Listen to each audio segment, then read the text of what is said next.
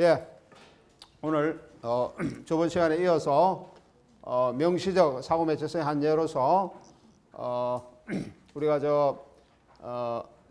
Pray It Again Sam 이라는 영화 예를 들어서 그렇게 좀 설명을 하고 있었죠. 조금 더 보면은 이제 여러 가지 여기서 그 앨런이라고 하는 우디 앨런이 역을 한 이 앨런이라고 하는 그런 인물이 자기의 그런 현실적인 그런 관점, 소위 말해서 그 사랑의 주제로 한, 사랑을 모티브로 한 이러한 서사적 관점에서 자꾸 이렇게 누굽니까? 그 앞에 나오는 카사블랑카라는 영화, 그 보가트라고 하는 그런 주인공을 자꾸 끌어들이면서 환상과 현실 경계를 넘나들고 있는 관계를 우리가 저번 시간에 보았습니다. 그래서 이제 여러 가지의 그 유형의 사람들을 만나면서 잃어버린 사랑에 대한 보상을 채우려고 하지만은 그것이 잘 되어지지 않죠. 그래서 이제 자기 친구 딕의 부인 린다와의 그런 사랑 관계가 좀 이루어지고 있고요. 중반에서는 꿈의 조명으로 시작하는 꿈의 시퀀스가 역시 나타나고 그렇게 나타나게 됩니다.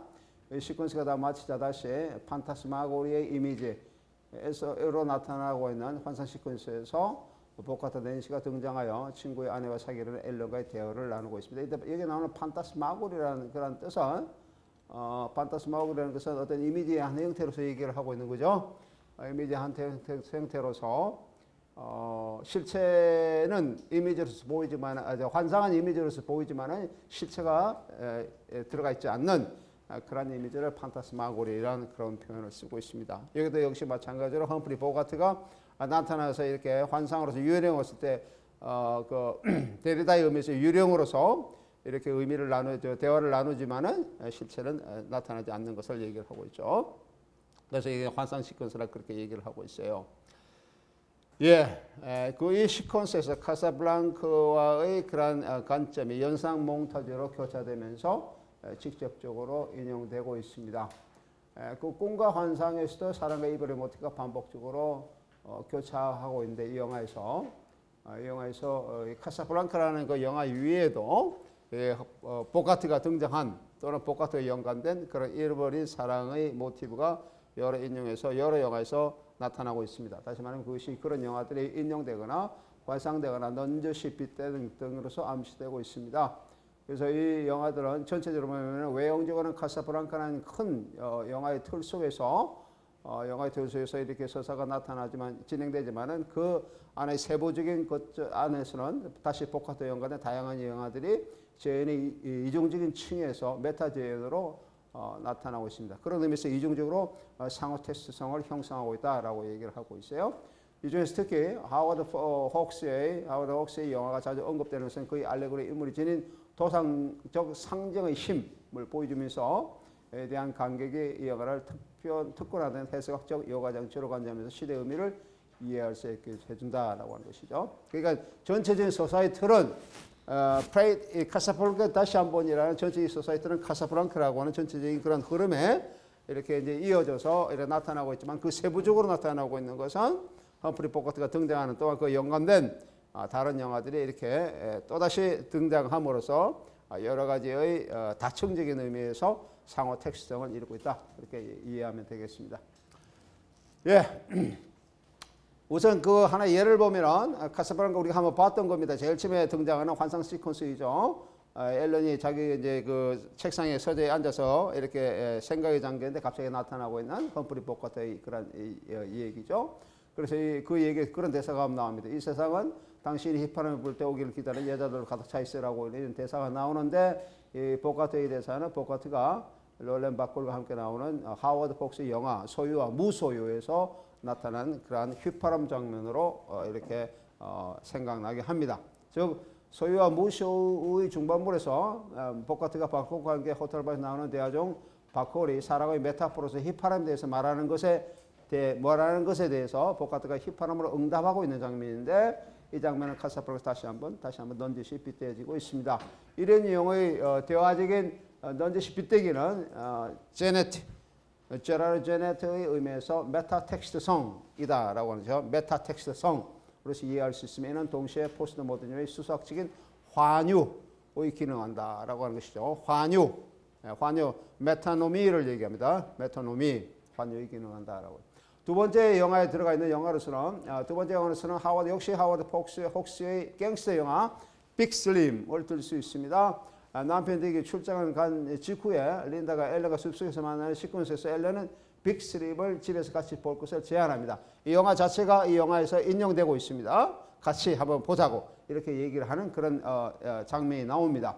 레이먼드 챈들러가 1939년에 쓴 동명의 소설을 영화한 이 영화는 소유와 무소유 다음에 제작된 필름 노아로서 역시 험프리 보카트가 사설 탐정으로 등장하고 있습니다. 이 영화에도 역시 험프리 보카트가 등장하고 있어요.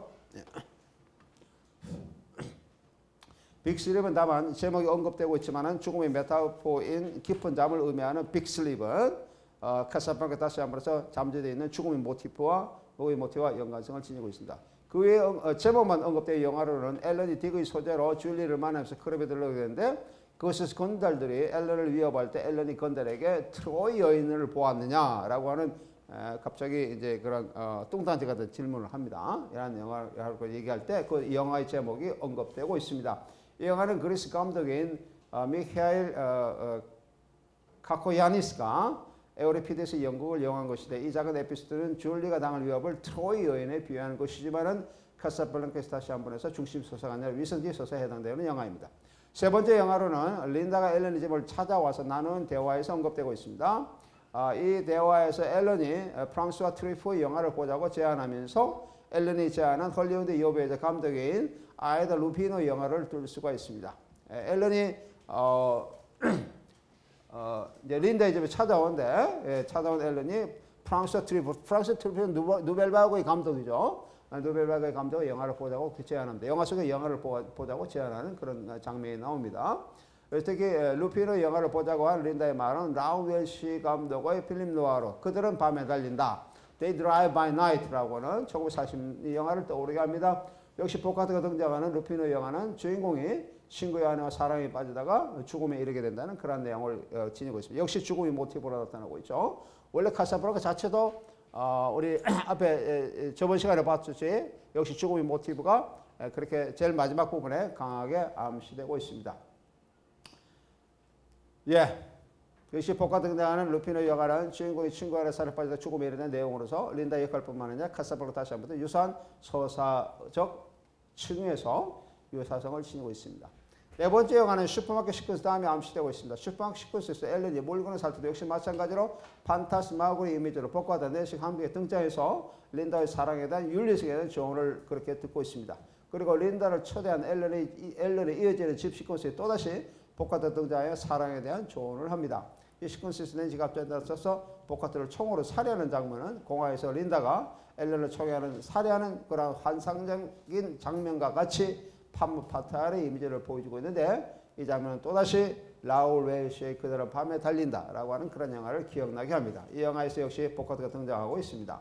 트럭에서 사적인 에드와 결혼한 아이다 루피노는 ESA 직원인 에드를 죽이는 판무 파탈의 이미지를 보여주고 있는데 루피는 이를 ESA 배차 담당 직원이 보카트의 사주를 받았다고 거짓 증언합니다. 여기도 역시 마찬가지로 험프리 보카트가 등장하는 영화죠. 카사블랑카 다시 한번 이 환상시켜주는 19세 말 이래로 파무 바탈의 담론에서 주목되는 에로스와 타나토스의 공존성을 보여주고 있는데 에로스는 고대 그리스 신화에서 사랑의 신이고 타나토스는 죽음의 신이죠. 사랑의 신과 죽음의 신. 원래 고대 그리스 신화에서 사랑의 신과 죽음의 신은 에로스 타나토스는 종의 양면 또는 동전의 양면으로서 같이 이렇게 깊게 연관되고 있습니다. 이 영화도 마찬가지예요. 이는 동시에 카사블랑카의 마지막 시퀀스에서 강하게 암시되는 파마바타의 이미지와 직접적인 연관성을 들 수 있습니다. 다섯 번째 영화로는 빅토리아 드 시카의 영화로 이탈리아의 네오니올리즘의 초기 감독이 되겠죠. 빅토리아 드 시카, 자전거등으로 유명합니다. 3명의 감독이 제작한 이탈리아 옴니버스 영화인 커플을 들 수 있는 1970년대 영화입니다. 이 영화는 앨런이 현실의 낸서와 만난 후 갤러리를 걷는 시퀀스에서 명식으로 제시되고 있습니다. 벽에 붙어있는 이 영화의 포스트가 길을 걷고 있는 앨런이 길을 걷고 있는 가운데 벽에 크게 포스트가 나와요. 이 영화의 포스트가 조금씩 클로즈업 되는 장면이 나옵니다. 그걸 얘기를 하고 있습니다. 집으로 가는 길에 관객이 크로즈되고 있습니다. 이 코미디 영화의 포스트는 길을 걸어가는 앨런이 린다른의 자신과 딕과의 불안한 관계를 생각하면서 이탈리아 영화를 보지 못했느냐고 스스로 잘못하는 과정에서 크로즈업 되는데, 그 다음 19세는 빵집이죠. 빵집집에는 앨런이 딕과 결투하면서 딕의 죽음을 당하는 영화 속의 영화 장면을 메타 영화로서 제시하고 있습니다. 앞서 언급한 고을 19세 유사하게 이 결투 시퀀스도 미장아빔의 의미를 관객에게 제시하고 있습니다. 미장아빔이라는 것은 중층을 이루는 그런 이미지를 얘기하고 있죠. 미장아빔, 10년을 이루는 그런 이미지. 미장은 무엇을 만들다는 뜻이고, 미장은 아빔이라는 10년, 낭떠러지를 아빔이라 그렇게 얘기합니다. 그러니까 낭떠러지 만든 층을, 이미지 층을 이렇게 깊게 만든다는 의미로서 미장아빔을 얘기를 하고 있습니다. 그리고 마지막 영화는 앨런이 보카트와 함께 택시를 타고 공항으로 가는 환상적인 택시 시퀀스에서 암시적으로 나타나고 있습니다. 환상적에서 보카트가 앨런에게 여자와 당겨하는 방법을 알려주는 시퀀스는 존 휴스턴의 말타의 매라고 하는 영화, 굉장히 유명한 영화죠. The Maltese Man와 직접적인 상호 텍스트로 보이고 있습니다. 이 시퀀스 역시 보카트가 사설 탐정으로 등장하는 멜타이 매에서 사건 의뢰인인 여주인공 브리지드 오셔네슈와 린다를 동일시하고 있습니다. 특히 이 시퀀스에서 보카트가 앨런이 분열대자인 또 다른 자아로 나타나서 직접적으로 린다와 대화를 나누는데, 이는 역설적으로 포스트 모더니즘의 손상된 주체성이 모더니즘의 주체성으로 완전히 대체될 수 없음을 부각시키고 있습니다. 마치 영화를 보는 관객처럼 앨런이 이 장면을 택시 안에서 바라보고 있는 것은 영화 속의 영화의 이미지로서 미장아빔인 이미지 중체성을 보여주고 있습니다. 이러한 미장아빔은 환상적인 이미지 기포를 더함으로써 서사층의 다양성을 확대시키고 있습니다. 이 장면은 말타의 매에 나타나고 한 장면은 택시를 타고 가다가 앞에 나오는 그런 어떤 택시 앞에 어떤 사람들이 나타나는데, 그 사람들의 그런 행위가 그렇게 그 장면이 말타의 매에서 나타나는 장면으로 나타난다. 근데 그 사람들이 여기 나오는 그 누굽니까? 앨런의 그런 관계, 잃어버린 사랑이죠. 잃어버린 사랑을 다시 찾는 그런 방법에 조언하는 관계를 나온다, 이런 얘기예요. 근데 앨런이 택시를 타고 있어요. 택시 타고 앞에 창유리 앞에서 사람들이 이렇게 어떤 뭐 연극이라 그럴까요? 어떤 그 장면을 묘사하는 장면이 나오는데, 마치 이것은 아까 앨런이 영화 안에서 보는 그런 장면과 유사한 장면으로 관객에게 제시되고 있습니다. 예. 상당히 많이 한 5가지 정도 지금 내가 예를 들었죠. 영화 속의 영화 속의 영화가 또다시 메타 영화로서 재현되는 카사블랑카의 커다란 서사의 틀 속에서 영화 속의 영화가 제시되는 그런 5가지를 내가 지금 이 영화에서 이렇게 찾아서 여러분한테 이렇게 제시를 했어요. 이거 상당히 서사 방법에서 우리가 포스트 모더니즘 영화의 그 상호 텍스트성 관점, 상당히 복합적으로 등장하는 상호 텍스트성의 예라고 얘기를 할 수 있습니다. 카사블랑카 다시 한번 마지막 시켜서 이 영화의 처음과 마찬가지로 다시 카사블랑카에서 나오는 보카트와 환상 이미지가 등장합니다. 주인공 앨런이 사랑하는 친구의 아내인 린다를 다시 친구에게 돌려보내는 마지막 시퀀스의 배경은 카사블랑카 마찬가지로 안개 낀 공항이고 시간이 흘러가도라고 하는 As Time Goes By라는 노래가 있었죠.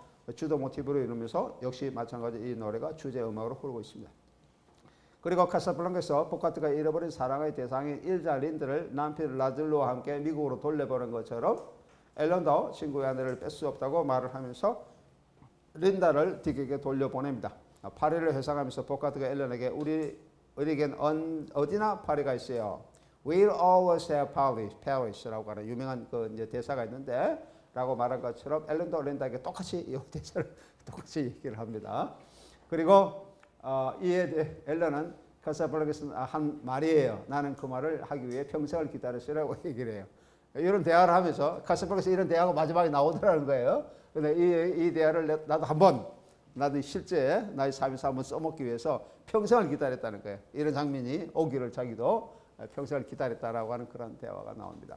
이러한 서사 의미와 상황에서 보카트는 카사블랑카의 마지막 장면에서 당신이 나를 더 이상 필요할 것 같지 않군요 라고 말하면서 이제 사라지게 됩니다. 보카트가 이제 이 장면에 다시 한번 나타나서 다시 사라지게 돼요.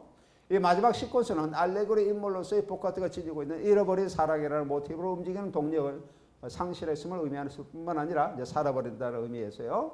포스트 모더니즘에서 가상적 주체적 보상을 위해 직접적으로 인용한 모더니즘의 주체성이 그 실효성을 상실하고 있음을 강하게 암시하고 있습니다. 이와 일체에서 이 시퀀스는 상호 텍스트를 통한 미장합을 야기시키는 이미지 중추성을 해소시키는 길을 가고 있습니다. 하지만 이 시퀀스는 카사블랑카의 마지막 시퀀스를 풍자적으로 우스꽝스럽게 개작한 조금 이제 장면을 보면 조금 웃음이 나와요. 우스꽝스럽게 개작했다라고 하는 의미에서 이런 수사학적 기법을 트라베스티라고 그렇게 얘기합니다. 트라베스티를 어떻게 개작을 했는데 좀 풍자적으로 개작했는데 조금 웃음이 좀 가미되는 코믹성이 가미된 이러한 것들을 트라베스티라 그렇게 얘기한다 이거죠. 트라베스티를 이루고 있습니다. 예, 근데 카사블랑카에서 보카트가 린덱의 한 마지막 대사 중에서 하나인 당신을 지켜볼 거예요. Here's looking at you, kid. 라고 하는 그런 대화를 합니다. 이런 대화는 카사블랑카 다시 한번 해서 보카트가 앨런에게 말하는 대사로 처리되고 있습니다. 이처럼 이 영화에서 처음부터 끝까지 지속적으로 우디 앨런이라는 우디 앨런이죠. 험프리 보카트 역을 인용하고 있습니다. 이런 점에서 우디 앨런과 험프리 보카트의 관계는 돈키호테가 선망하는 대상으로 삼은 돈키호테를 선망으로 대상으로 삼은 기사인 아마디스의 관계와 같다. 아마디스는 돈키호테를 굉장히 이제 추종하는 인물이죠. 그래서 돈키호테 같이 되기를 닮기를 원하는 그런 관계와 유사한 관계로 나옵니다.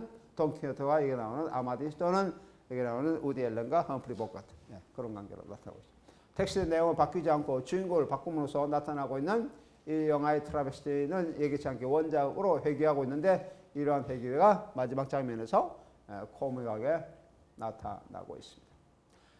크리스테바의 앞에 다시 크리스테와 연관해서 조금 더 설명해 보면은 크리스테와의 의미에서 페노텍스트 개념은 영화에서 직접적으로 이렇게 적용할 수가 있습니다. 암시적 상호 텍스트뿐만 아니라 명시적 상호 텍스트로 나타나고 영화의 상호 텍스트는 그 자체로서 서사 과정의 해체와 가상적 주체성을 드러내고 있는 특성을 보이고 있습니다. 블랑카에 다시 한번 해서 상호 텍스트를 통해 주체성을 해부하기 위한 새로운 감수성의 전략은 주체의 자질을 강하게 암시하고 있는데 이는 포스트 모더니즘에서 논의하고 있는 가상적 주체성과도 상하고 있습니다. 내가 가상적 포스트 모더니즘에서 가상적 주체성이라는 예를 내가 가끔씩 이렇게 사용하고 있는데 포스트 모더니즘에서의 주체성이 상실됐다라고 하는 거죠. 주체성에서 주체가 자기의 주체를 내보이는 성향, 특징, 경향을 주체성이라고 하는데 그 주체성이 상실됐다라고 하는 겁니다. 그 상실된 주체성을 다시 회복하기 위해서 상실된 주체성을 다시 회복하기 위해서 여러 가지 방편을 이제 사용하고 있습니다. 우리가 포스트 모더니즘에서 흔히 많이 얘기하고 있는 표청미학. 표청미학은 그가 대표적인 하나의 예죠. 표청미학이라는 것은 현실의 것을 리얼리즘적으로 이렇게 예술작품 속에 받아들이면서 주체가 현실에 가장 직접적으로 이렇게 맞닿아 있다라고 하는 것을 강조하기 위해서 사용되고 있는 그 미학적 기법을 얘기를 합니다. 근데 여기서는 이제 모더니즘의 주체성이 그래도 포스트 모더니즘에 많이 확보되고 있는 그런 관점이기 때문에 모더니즘의 그런 주체성을 이렇게 해서 인용하고 있는 그런 예라고 얘기를 할 수 있습니다. 즉 현실로 변화된 환상이 포스트 모더니즘의 표청미학으로 작용하면서 주체성을 확보할 수 있는 가능성을 역설적으로 상승시키고 있다. 그렇게 얘기를 할 수가 있어요.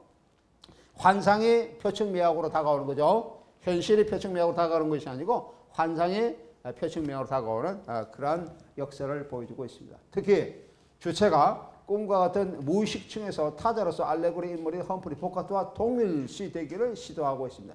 이러한 판타스마고리는 무의식의 층에서 주체가 타자와 부딪히는 부정의 장소인 크리스테바의 기하학적 의미에서의 코락 또는 그리고 포스트 모더니즘의 해체 맥에서 얘기하고 있는 해체적인 타자로서의 데리다의 유령이다 라고 얘기를 할 수가 있다는 의미죠. 또한 영화와 같은 재현의 밖을 보여주고 있는 것은 장르의 보드릭에서 볼 수 있는 후기구주주의 정신 분수학의 관점에서 많이 얘기하고 있는 장치 이론, 디스포지티브라고 얘기했죠. 디스포지티브 이론과 기계적 장치 이론입니다. 직접적인 연관성을 지닌다라고 얘기해. 여기 내가 이 붉은 걸로 써놓은 이 부분들이 이 부분이 미학적인 의미의 상당히 중요한 부분이라고 얘기를 할 수가 있습니다. 알겠습니까? 이해가 됩니까? 네? 잘 안 돼요? 돼요? 안 돼? 안 되면 뭐가 안 돼? 질문해 보세요. 안 되면 뭐가 안 돼? 네, 내가 굉장히 구체적인 예를 들어서 그러니까 얘가 나타나고 있는 구체적인 예를 들어서 그 상호 택시성이라고 하는 그러한 그 포스트 모델이 나타나고 있는 그러한 중요한 특징 내지는 범주를 이렇게 미학적인 관점으로 영화의 예를 들어서 설명을 하고 있습니다. 그렇죠? 그래서 여러 가지 핵심어들이 많이 나타나고 있는데 어느 부분은 조금 내가 몇 번 이렇게 사용하는 용어들이 있죠. 용어들이 다른 관점으로 이렇게 접근하고 있어요. 귀학적 코라, 요거는 누구면 크리스테바의 관점으로서 얘기하고 있죠. 주체가 타자와 부딪히고 있는 코라라고 하는 것은 장소적 의미입니다. 코라라는 것은 고대 그리스의 아리스토텔레스에서 그 사용되어진 용어의 장소라고 하는 의미인데 특히 여기서 포스트 모더니즘에서 얘기를 하고 있는 그런 관점에서는 여기 나온 주체가 무의식의 주체죠. 무의식의 주체가 타자와 만난다라고 하는 겁니다. 판타스마고리라는 개념이 뭐냐 그러면은 여기 이제 여러 가지 복합적 언어가 사용돼서 그런 것 같은데 판타스마고리는 아까 내가 얘기한 것처럼 실체가 없이 존재가 없는 거죠. 존재가 없이 이미지로서 부딪히는 현상을 판타스마고리라고 그렇게 얘기합니다. 그런 판타스마고리 여기는 우리가 뭐 예로서는 험프리 보카트가 많이 이 영화에 몇 번 등장한다 그랬잖아요. 다른 영화의 관점과도 계속 등장하고 있는데 그런 것이죠. 그런 것처럼 주체가 타자와 부딪히는 그런 부정의 장. 부정이라고 하는 그런 의미는 타자와 부딪히는 부정이라는 의미는 여기 나오는 그 주체성 회복의 과정에서 실질적으로 나타나는 것이 아니고 가상적으로 나타난다는 의미에서의 부정을 얘기를 합니다. 예. 그리고 카사블랑카는 지속적으로 카사블랑카 다시 한 번의 서사의 상호작용하면서 여기 지금 상호 간섭을 하고 있습니다. 이게 서사의 상호 간섭이라고 얘기를 할 수 있어요. 이런 가지면 서사의 상호 간섭이다. 그래서 카사블랑카 다시 한 번은 타자를 통해 서사 관계를 지속적으로 단편화시키고 서사 구조를 해체시킵니다. 아주 나타날 때마다 전체적인 그런 카사블랑카 다시 한 번이라고 하는 서사 관점이 자꾸 끊어지죠. 끊어지고 거기서 다시 또 다른 쪽으로 이어가고 뭐 이렇게 서사 구조를 전체적인 해체시키는 역할을 합니다. 이러한 과정은 카사블랑카의 큰 틀 속에서 영화 속의 영화의 메타 영화를 통해서 가수가 되고 있습니다. 특히 1970년대 도상적 상징인 하워드 헉스의 소유와 무소유, 라울 웨시의 그들은 밤에 달린다와 존 휴스턴의 말테 매드 같은 영화 속의 영화를 보여주고 있는 메타 재현으로서 카사블랑카의 다시 한 번의 서사 구조를 더욱 단편화시키고 있습니다. 이런 재매개 현상, 리메디에이션이죠. 이런 재매개 현상은 상호 텍스트뿐만 아니라 상호 매체성에서 주목할 수 있는 포스트 모더니즘의 중요한 미학적 전략이다라고 하는 것입니다. 예, 상호 텍스트의 이론이처럼 메타 텍스트의 맥락에서 상호 매체성과 연관되어 있지만 영화 같은 복합적 예술 형식을 고찰하는 데에는 어려움을 지니고 있습니다. 특히 이미지 구조가 아니라 그 변화를 논의하겠더니 이런 어려움이 나타납니다.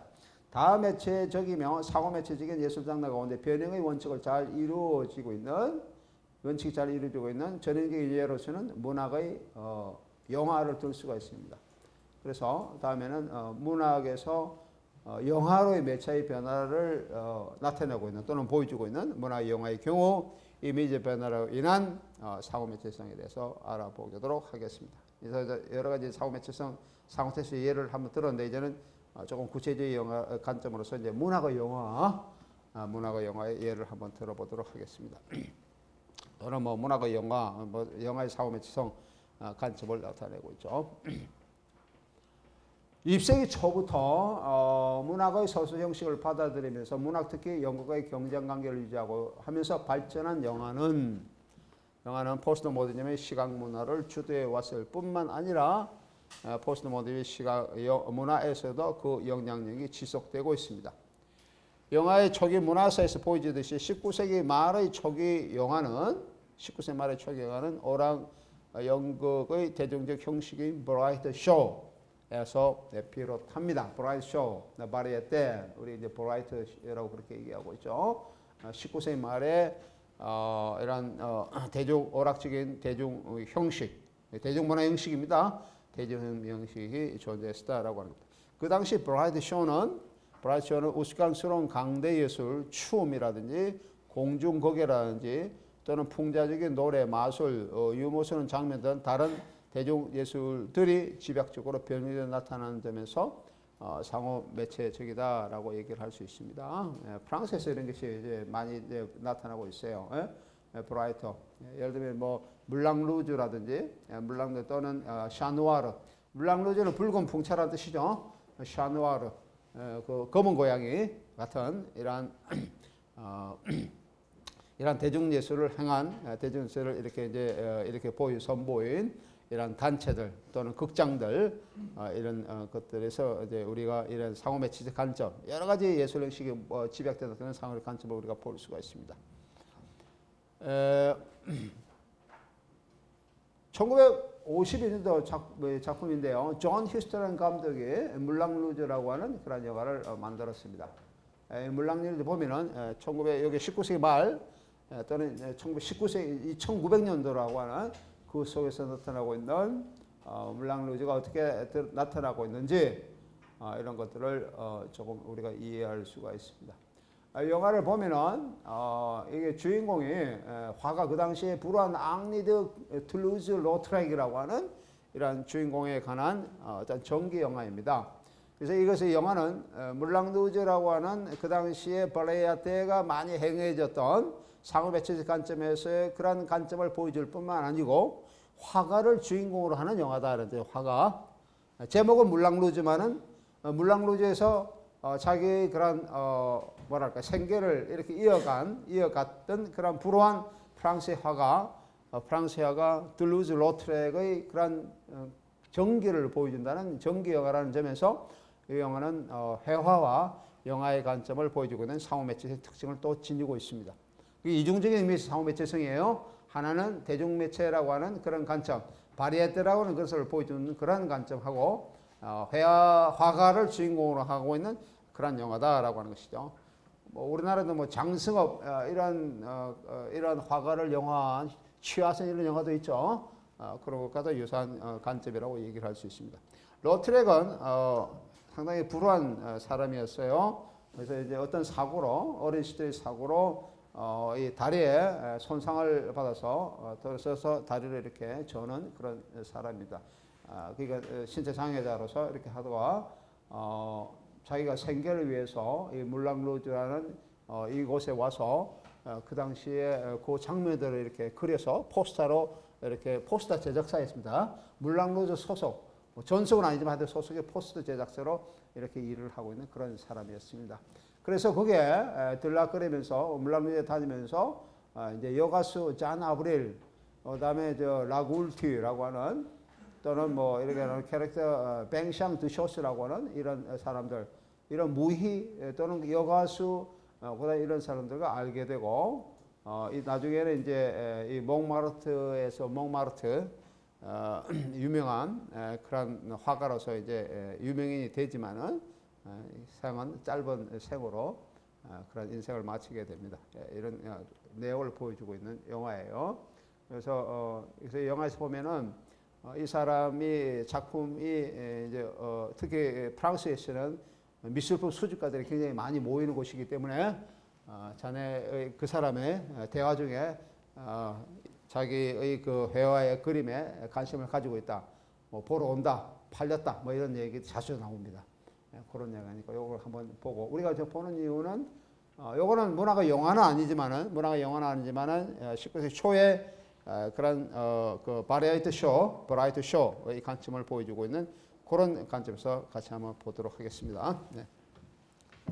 지금 예를 본 것처럼 이런 것들이 그 당시에 물랑루즈 그런 대중예술, 그 다음 19세기 말의 대중예술을 보여주고 있던 물랑루즈의 그런 풍경이었습니다. 여기서 여러 요소들, 여러 요소들이 상호 매체적인 관점에서 나타나는 것을 우리가 잠깐 봤었죠. 아까 내가 얘기한 것처럼 오스카성 강대 예술이라든지 춤이라든지 풍자적인 노래라든지 우스러스 장면이라든지 뭐 여기는 나오지 않았지만 공중곡에 또는 마술 이런 것도 같이 행해지고 있습니다. 예, 조금 전에 우리가 봤던 것이 여기 나오는 그 잔 아브릴이라고 하는 여가수가 되겠고요. 라굴시라고 하는 그런 무희도 우리가 잠깐 보았습니다. 보았고 그다음에 여기 아직 보지를 못했지만은 캐릭터의 방상트 쇼스 같은 이런 사람도 여기서 나타나고 있어요. 이런 초기의 예술 영화는 이게 2001년도죠. 2001년도에 바지 루만이 또다시 이제 이 소재를 이용해서 물랑주 소재를 이용해서 물랑주 똑같은 제목의 물랑주라는 영화를 만듭니다.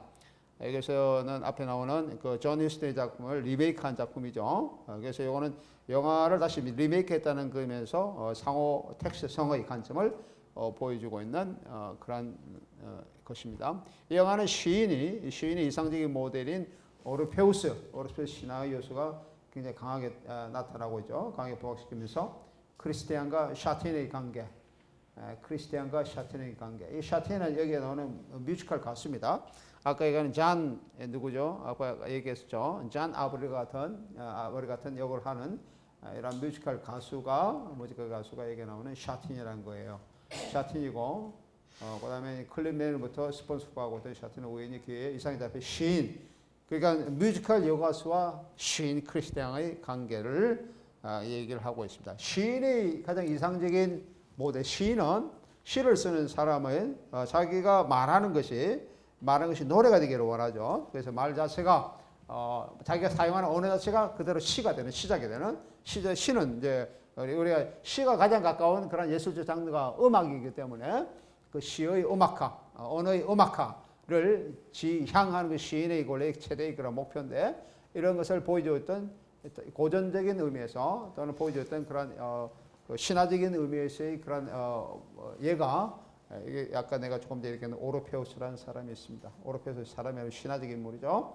이 사람이 말하는 것이 이 사람의 말이 음악이 되고 이 사람의 말 자체가 말하는 자체가 음악입니다. 그래서 이 사람이 이러한 악기를 탄주를 하면 악기를 들고 탄주하면은 산적 초목이 춤을 추었다 그렇게 얘기를 하고 있습니다. 이 관계를 이 사람 두 관계를 그 크리스티안과 샤틴의 관계를 오르페우스와 에우리디케의 관계로 나타나고 있습니다. 에우리디케는 나중에 이제 죽죠. 독사에 물려서 죽고 저 세상에 가죠. 저 세상에 이제 하데스한테 가는데 하데스는 그 염라대왕을 얘기합니다. 하데스에 가는데 오르페우스가 그 하데스한테 가서 탄주를 하니까 하데스가 감동을 했어요. 감동해서 내 소원이 뭐냐, 내 소원을 들어주겠다.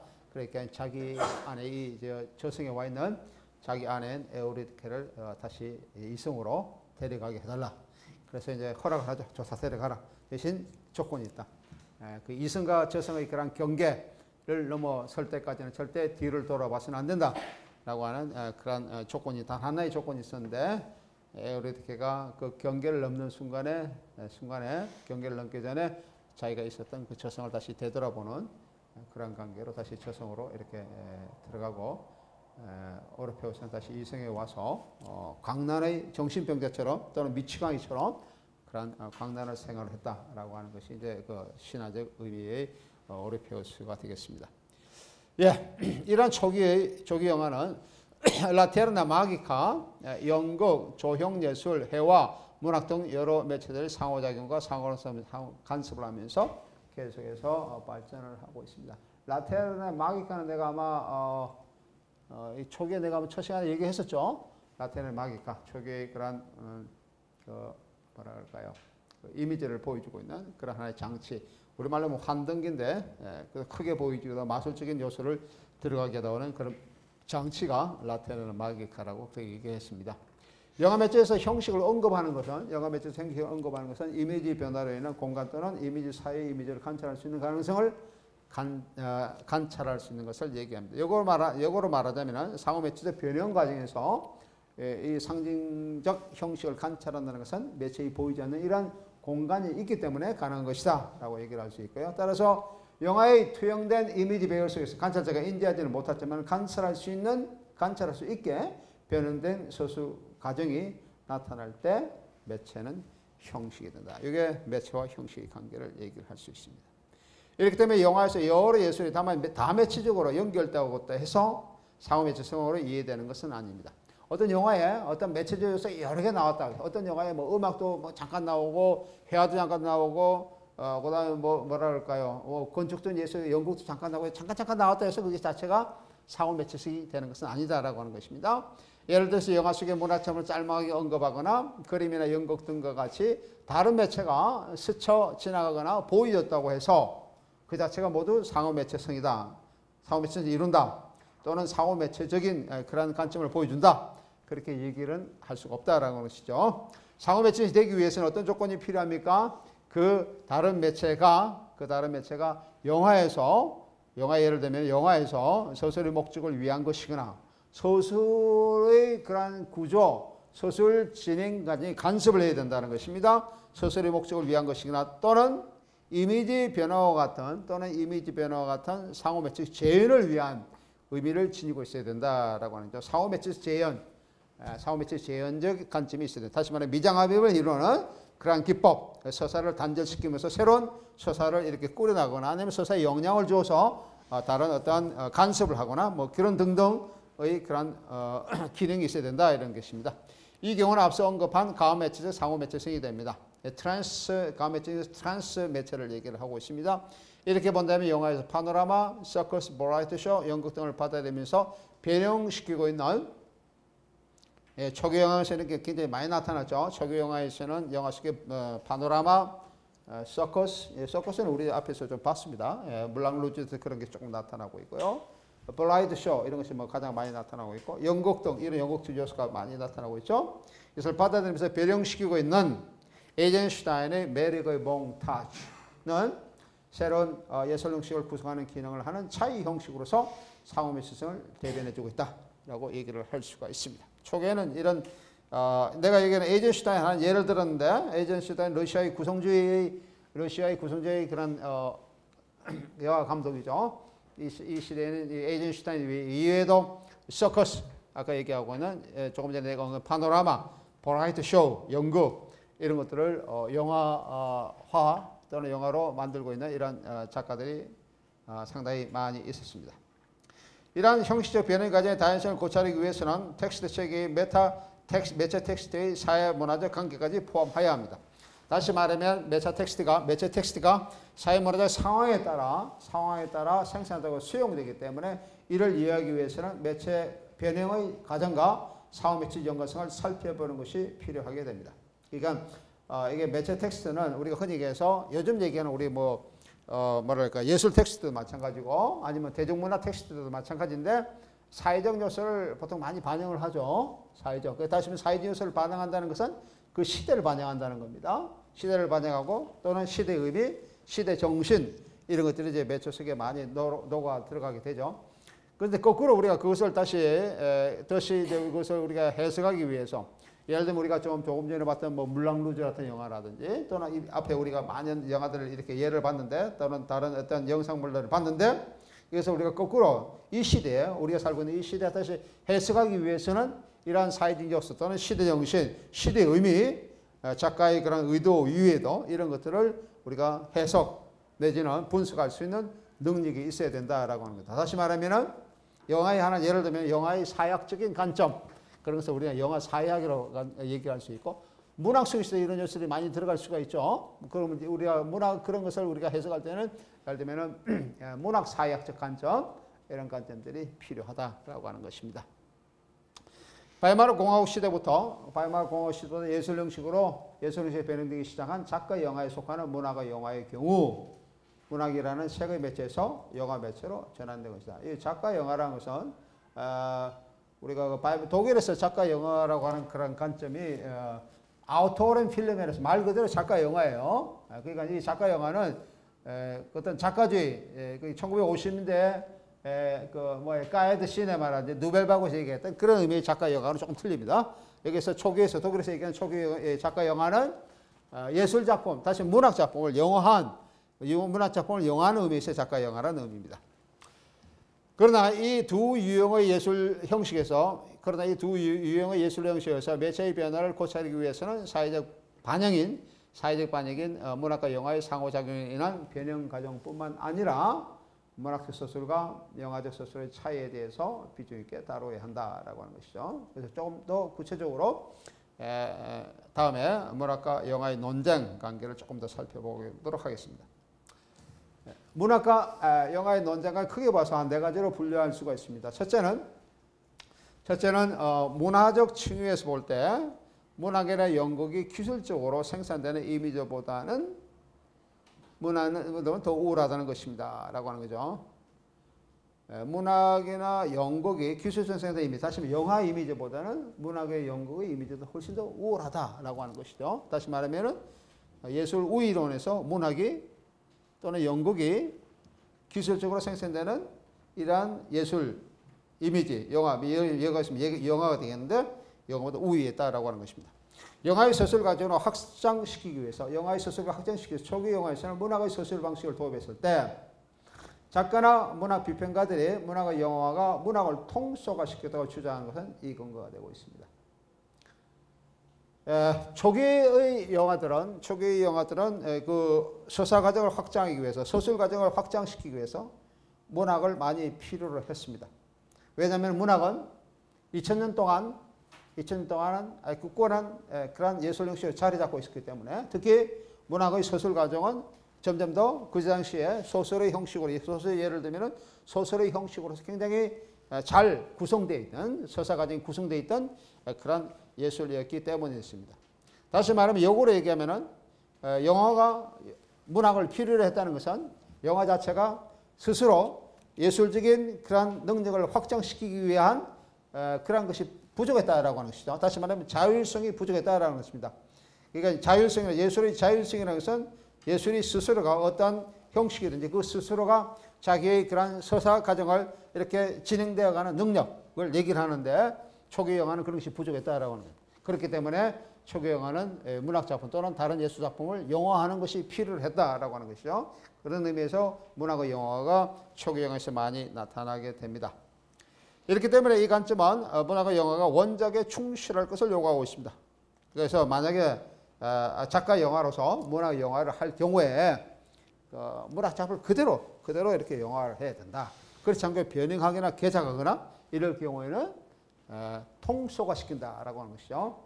문학은 고급 예술인데 고급 예술을 저급 예술로 만드는 것이기 때문에 그렇게 해서는 안 된다라고 하는 것이 그 시대의 요구였습니다. 둘째로 영화를 구조주의의 규학적 관점에서 보는 것입니다. 영화도 문학과 같이 자연적 언어에서 파생된 언어이다. 자연적에서 파생된 언어라고 하는 것이죠. 따라서 영화도 언어 영화로서 특유의 서술 구조를 지니고 있다라고 하는 것이죠. 영화를 뭐라 보면 영화도 언어다라고 하는 것이다. 다시 말하면 영화 언어가 있다. 문학이 문학 작품을 언어로서 서술하는 것처럼 영화도 서술적 과정에서 언어가 있다라고 하는 것이죠. 이런 것을 흔히 해서 영화 기술적 요소를 많이 얘기합니다. 뭐 카메라 워크라든지 뭐 여러 가지 요소들이 있습니다. 영화에서 나타나고 있는 뭐 관점이라든지 영화로 표현하고 있는 어떠한 서사적 의미라든지 뭐 굉장히 많이 나타날 수 있겠죠. 세 번째로는 영화적 글쓰기에 관한 프레시네마 논쟁으로서 시네마토그래프 이전에, 이거는 1895년을 얘기하고 있죠. 르메르 형제에 나타나고 있는 르메르 형제에서 만들어진 시네마토그래프 이전에 문학도 영화의 글쓰기 같은 구조를 지니고 있다라고 하는 그런 것입니다. 문학에서 많이 원인되고 있는 플라톤 동굴, 우리가 전에 한번 봤었죠. 플라톤 동굴을 비유도 영화 같은 거대한 암실로서 이해할 수 있다든지, 또는 호머의 일리아드에 나오는 에네아스의 이미지 얘기가 여기에 속합니다. 예를 들면 그 보트 슈트라우스라고 하는 독일의 유명한 드라마 작가가 있는데요. 보트 슈트라우스, 현대 드라마 작가입니다. 이 단편 중에 에네아스와 그 이미지라고 하는 그런 단편인데, 이 단편은 그런 얘기예요. 에네아스는 그 트로이 군의 그 장수인데, 트로이 장군인데, 이 그리스군 아가멤논이 이끄는 그리스군의 그런 장수와 군대와 전투를 벌이다가 패배를 했어요. 졌어요. 져서 이제 도망을 갔는데, 이 단편에 나오는 얘기입니다. 이탈리아 북부 이태리 북부로 이렇게 도주를 했는데 자기가 이렇게 난파선을 도주해서 그 해변가에 도착해 보니까 옆에 벽에 자기가 전투했던 장면이 그대로 새겨져 있다는 겁니다. 전투했던 장면이 그대로 그려지고 있다라고 하는 것이죠.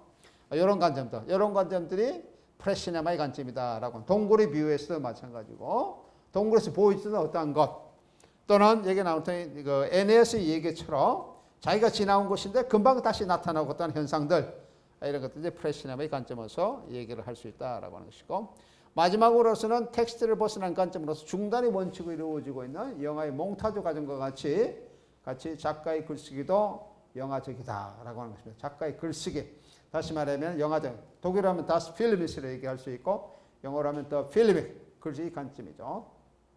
몽타주 같은 같이 이런 것도 영화적이다라고 합니다. 영화적이라는 의미는 영화가 태생적으로 문학의 자율성에 의존한다라고 하는 것입니다. 영화적이라고 하는 것은 문학 작가의 강령적인 범주라는 것이고 또한 주관적이고 복합적인 요소로 움직이면서 극히 가변적이고 역사적으로 변하는 구조라고 하는 것이 이런 영화적이라고 하는 그런 관점입니다.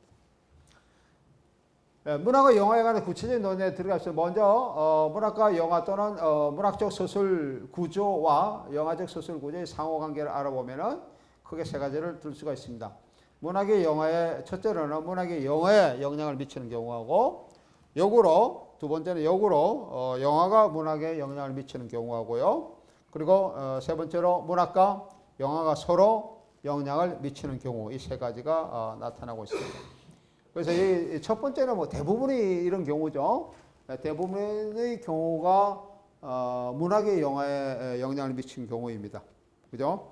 전 세계에 만들어진 영화의 한 30% 이상이 문학의 영화라고 그래요. 이때 문학은 그냥 우리가 얘기하고 있는 예술 형식의 문학뿐만 아니고 언어 텍스트로 쓰여진 일반 책을 영화로 만든 것을 얘기합니다.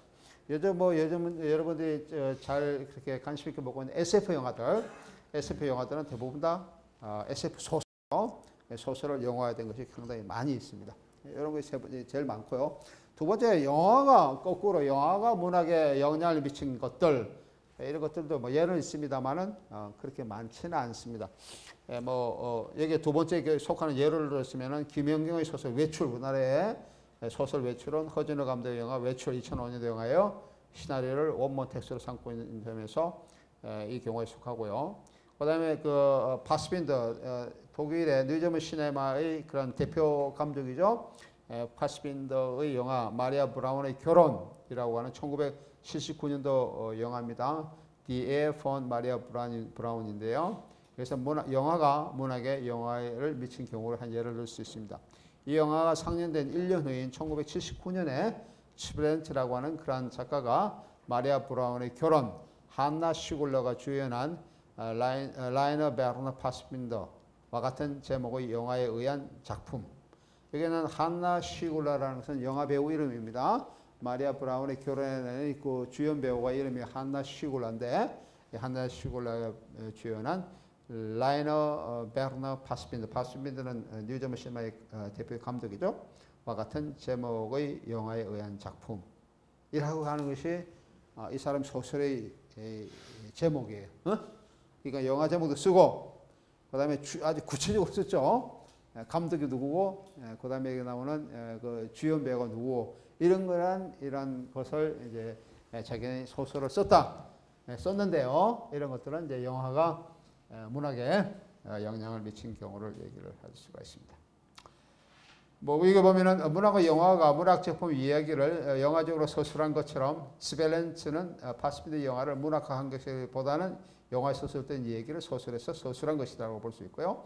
또한 영화 마리아 브라운의 결혼에서 볼 수 있는 다층적인 시각 기법은 문학적 기법에 속하는 것이기도 얘기를 할 수 있습니다. 브레이트의 소외효과, 탈심리학 기법, 거울을 통한 거리두기, 사진을 통한 이미지, 역사에 관한 추석을 다는 것 이런 것도 문학적 기법에 속한 것이다 라고 얘기할 수 있습니다.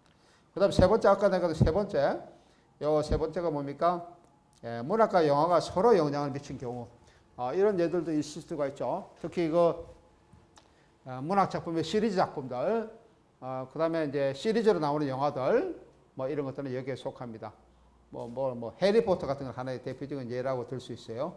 어떤 작품이 쓰여진데 그 영화되고 난 다음에 그다음에 또 계속 뭐 쓰이지만은 하여튼 그렇게 쓰면서 서로 교차적으로 서로 영향을 미쳐가면서 쓰는 그런 것은 여기 세 번째 예가 들을 수 있습니다. 반지의 제왕도 아마 거기에 들어갈 수 있을 것 같아요. 해리포터 가장 좋은, 해리포터는 상당히 시리즈가 많죠. 이런 것이 가장 이 예에 속하는 그런 예라고 얘기를 할 수가 있습니다. 예, 문학의 영화는 글이 이미지로 바뀌었던 것을 의미하는 것이 아니라 문학의 형식이 영화 예술 형식으로 바뀌었음을 의미를 합니다. 이 경우에 물론 영화가 문학 텍스트보다 주도적인 텍스트의 역할을 한다는 것은 부인할 수가 없습니다. 그러나 문학 매체뿐만 아니라 영화 매체의 특수성은 유지되고 있는데 영화 매체의 특수성은 영화의 문학적 특징이 시각적 이미지의 특수한 형식에서 나타나는 점에서 얘기를 할 수 있습니다. 내가 이거는 그냥 존재론적인 사고 매체의 의미에서는 특수성이 유지된다고 그렇게 얘기했었죠. 예를 들면 전에 내가 잠깐 여러분이 했던 까르미나 피구라타의 경우, 형상문학의 경우, 또는 구체시의 경우, 콘크리트 포이질, 또는 칼리그라미라든지 이러한 그 이미지를 형성한 그런 문학의 예에서 보면은 우리가 그것을 접근을 하지만은 그 접근 속에서 우리가 이것을 이렇게 딱 처음에 대하게 되면은 이미지를 먼저 보고 이미지가 먼저 우리한테 다가오고 우리의 그런 시각에 들어오고 그 다음에 그 이미지 속에서 드러나고 있는 내용, 문학적 내용을 이제 부차적으로 또는 2차적으로 접근하면서 그 의미를 파악하게 된다. 그런 것이라고 내가 전에 한번 얘기를 했습니다. 기억이 납니까? 그런 관계도 이것은 역시도 마찬가지로 문학의 영화, 문학이라는 매체와 영화라고 하는 매체의 그런 특수성은 유지된다. 라고 하는 관점이 이런 의미로 얘기를 할 수가 있습니다. 오늘은 여기까지 하겠습니다. 시간에 대해서 다음 시간에 계속하도록. 그만.